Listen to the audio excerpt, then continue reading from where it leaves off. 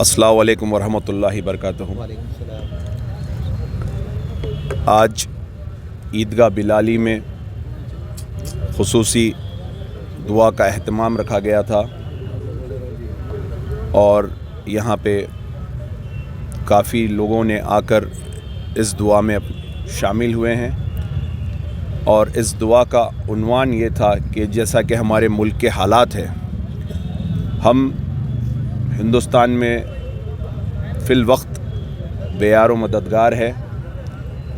ہمارے کو کوئی سامنے سے مارتا ہے تو کوئی پیچھے سے مارتا ہے، اور ہم صرف اور صرف اب اللہ سے ہی رجوع ہو کے دعا کر سکتے ہیں، کیونکہ دعا میں اللہ سبحانہ و تعالیٰ نے وہ طاقت دی ہے کہ چٹان بھی اگر ہمارے سینے پہ ہے تو وہ ہٹ جاتی ہے۔ بے شک ہم کو اسی کی ذات پہ پورا امید ہے اور اسی کی ذات پر ہم موجود ہے، تو ہم یہاں پہ جو دعا ہوئی ہے، معلوم نہیں کون سے معصوم بچے کی دعا قبول ہوں گی، کون سے نوجوان کی دعا قبول ہوں گی، کون سے ضعیف حضرات کی دعا قبول ہوں گی، کون سی میرے بہنوں کی دعا قبول ہوں گی۔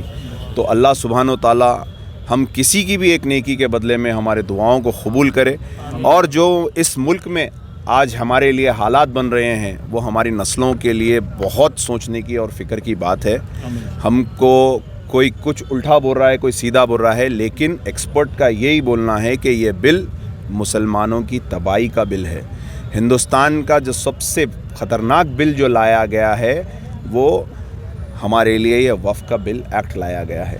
تو میں عوام سے بھی یہی بولوں گا، میرے ہندوستان میں جہاں جہاں لوگ ہیں ان سے یہی بولوں گا کہ بھائی دعاؤں کا بھی اہتمام کریے اور مظاہروں کا بھی اہتمام کریے، کیونکہ جب تک ہم مظاہرے نہیں کریں گے، جب تک ہم دعائیں نہیں کریں گے تو کہیں غیب سے ہم کو مدد نہیں آئے گی۔ اور اس میں ہمارے ملک کے جو سیکولر لوگ ہیں جو ہمارا ساتھ دے رہے ہیں ان کی بھی ہمت بنیے، ان کا بھی ساتھ دیجیے، ان کا بھی ساتھ لے کر اس بل کو، اور جو مسلمانوں کے ساتھ ناانصافی ہو رہی ہے اس کے لیے لڑیے۔ آپ کو لڑنا ضروری ہے اور آپ کو خود موسیٰ بننا ہے فرعون کے آگے۔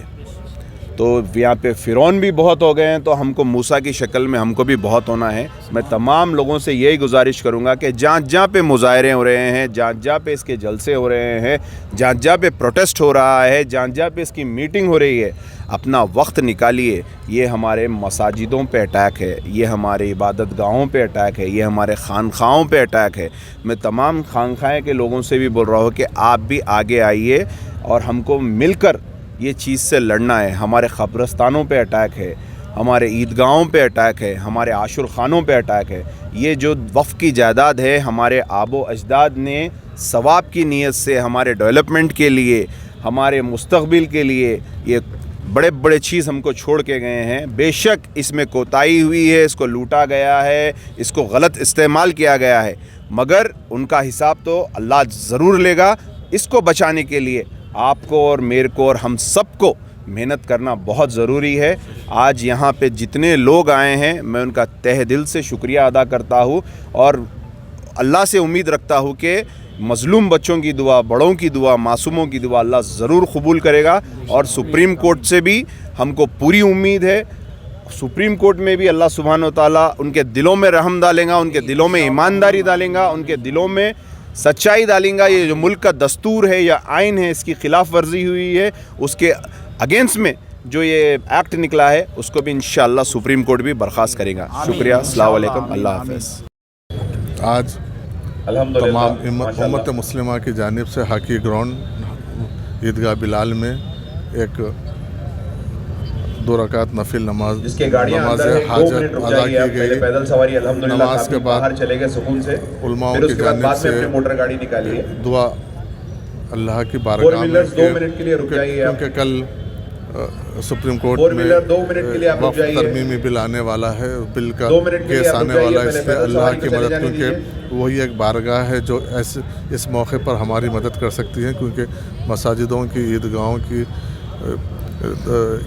کی، اسی طریقے قبرستانوں کی حفاظت کے لیے یہ کالا قانون واپس لینے تک کہ قانونی لڑائی میں اللہ ہماری مدد کرے ہم سب کی۔ اس لیے ہم اپنے گناہوں سے، اپنے کوتاہیوں سے اللہ کے بارگاہ میں ہم معذرت چاہتے ہوئے، مغفرت ہم چاہتے ہوئے اللہ سے یہ رو رو کے دعا کیے ہیں کہ اللہ اس ذرا گیٹ کے پاس جام ہو رہا، قانون میں آپ لوگوں سے گزارش ہے پہلے پیدل سواری کو جانے ناکام دیجیے. کر دے اور اس کے سازشوں کو ہو گیا ناکام ماشاءاللہ. اس کے بعد آج اپنے یہ کی گاڑیاں ہیں.